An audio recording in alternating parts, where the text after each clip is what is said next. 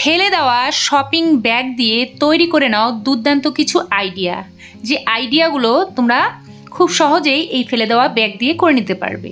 বন্ধুরা, এই ব্যাগগুলো আমাদের প্রত্যেকের বাড়িতেই থাকে, আর আমরা কি করি, এগুলোকে ঘরের এক কোণে ফেলে রেখে দিই। কেননা আমরা যখন শপিং করতে যাই, আমাদের শপিং করার সময় কাপড় কিনি বা যা কোনো কিছু কিনি না কেন, এই ব্যাগগুলোর সাথেই চলে আসে। তখন এই ব্যাগগুলো আমরা কি করি, ব্যবহার না করে এদিক ওদিকে রেখে দিই, আর সেসব দিয়ে এগুলো কোনো কাজে লাগানো হয় না।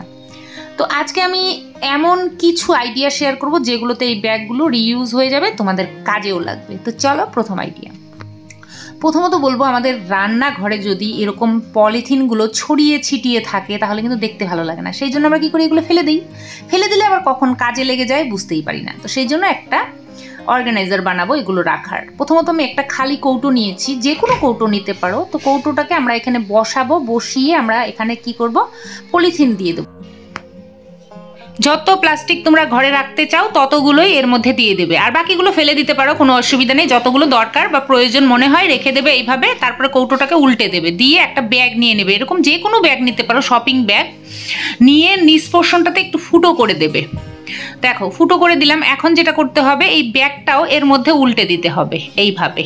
দেখো, এখন এটাকে আবার সোজা করে দিয়ে এর কৌটোটাকে উঠিয়ে নিতে হবে, কৌটোর আর দরকার নেই। এখন এই ব্যাগটাকে আমাদেরকে হ্যাং করে দিতে হবে। তো দেখো, আমরা হ্যাং করে দিচ্ছি কোথায়, যে কোনো একটা জায়গায়, রান্নাঘরের কোনো কর্নারে বা দরজার উল্টো পাশে যে কোনো জায়গায় এটাকে ঝুলিয়ে রাখবে, যাতে দেখা না যায়। আমি সামনে ঝুলালাম। এখন যেটা করবে, তোমাদের যখনই প্রয়োজন পড়বে একটা করে প্লাস্টিক টান দেবে, একটা করে বেরিয়ে আসবে। তো দেখো কত সুন্দরভাবে আমাদের পলিথিন যখনই প্রয়োজন পড়বে একটা করে এখান থেকে নিয়ে নেবে। কত ইজিলি আমরা বের করতে পারছি, আর কোনো জিনিস খোলার প্রয়োজন নেই।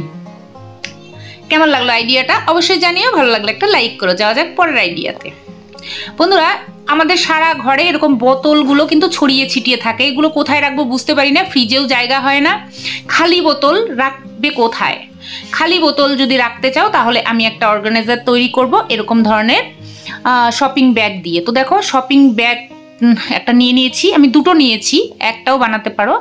একটু আমরা মার্ক করে নেব যাতে আমাদের বোতলগুলো এর মধ্যে সুন্দরভাবে দিয়ে দেওয়া যায়। তো দেখো, আমরা মার্ক করে নিলাম, খালি হাতলের অংশটা বাদ দিয়ে।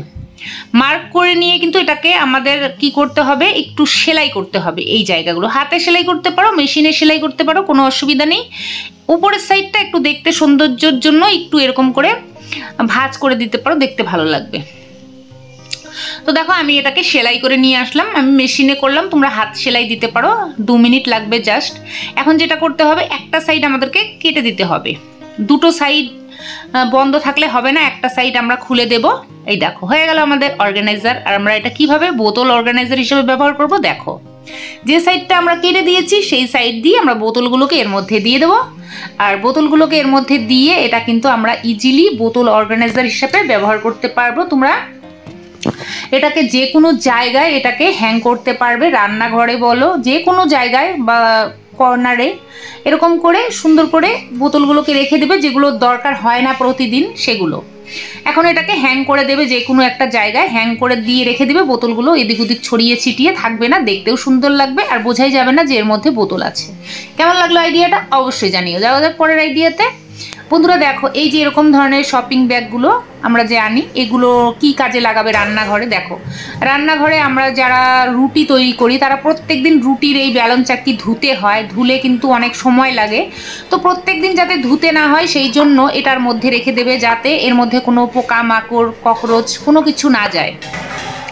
এর মধ্যে যদি রেখে দাও তাহলে মুখটা বেঁধে রেখে দেবে বা পেঁচিয়ে রেখে দেবে, পোকামাকড় কিন্তু এর মধ্যে ঢুকতে পারবে না। একটু মুছে নিয়েই রুটি তৈরি করতে পারবে, প্রত্যেকদিন বেলন চাটকি ধোয়ার প্রয়োজন হবে না, কেননা প্রতিদিন ধুলে আমাদের অনেকটা সময় লাগে।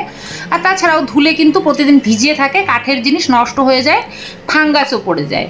তো দেখো, এইভাবে যদি রান্নাঘরে রেখে দাও তোমাদের বেলন চাটকিটা সেফ থাকবে। কেমন লাগলো আইডিয়াটা অবশ্যই জানিও। যাওয়া যাক পরের আইডিয়াতে।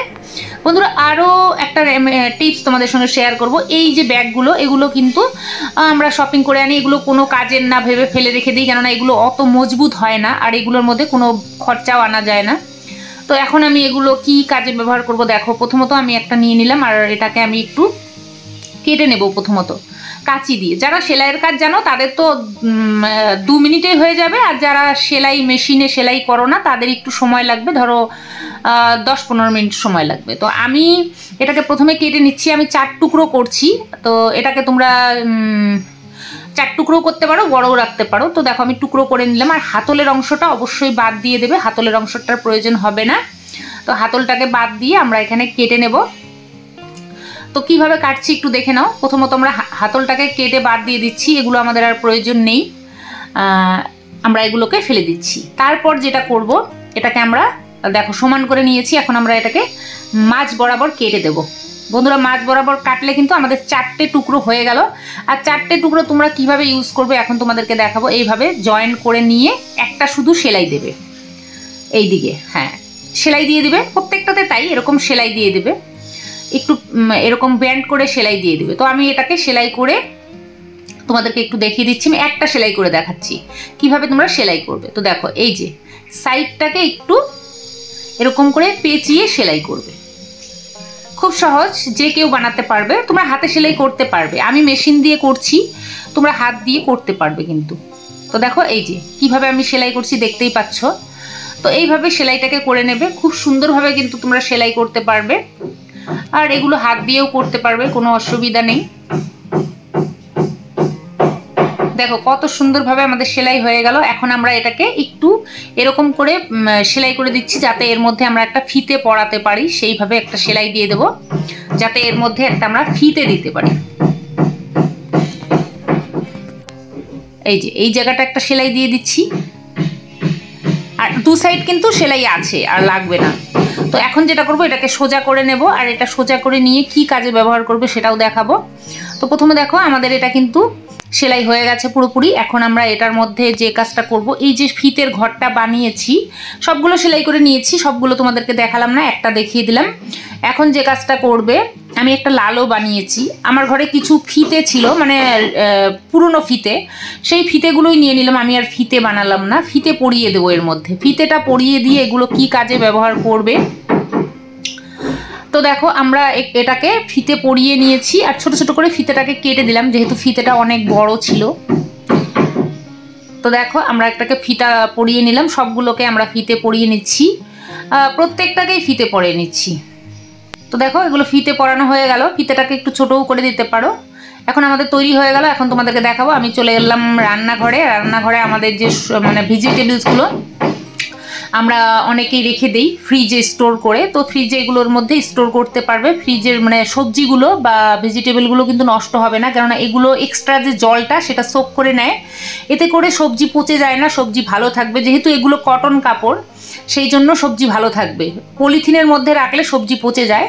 তো এরকম করে প্রত্যেকটার মধ্যে জিনিসপত্র রেখে তোমরা লঙ্কা বলো যে কোনো সবজি রেখে তোমরা এটাকে স্টোর করতে পারবে। তো দেখো আমি এই বড়টার মধ্যে পামকিন রেখে দিলাম। তো দেখো কত সুন্দরভাবে আমাদের জিনিসগুলো বানানো হয়ে গেল। আমরা এবার ফ্রিজে রেখে দেবো, আর আমি তোমাদেরকে বের করে দেখাচ্ছি, কিন্তু এগুলো আমি 1 সপ্তাহ পর বের করে দেখালাম, কত সুন্দর টাটকা রয়েছে, সবজিগুলো নষ্ট হয়নি। তো সবগুলো খুলে দেখাচ্ছি, এই দেখো কত সুন্দর রয়েছে। এরকম করে তোমরা রাখতে পারো। দেখো বন্ধুরা, আমি সবগুলো কিন্তু তোমাদেরকে খুলে দেখালাম, কত সুন্দরভাবে আমাদের এই জিনিসগুলো ভালো রয়েছে, সবজিগুলো টাটকা রয়েছে।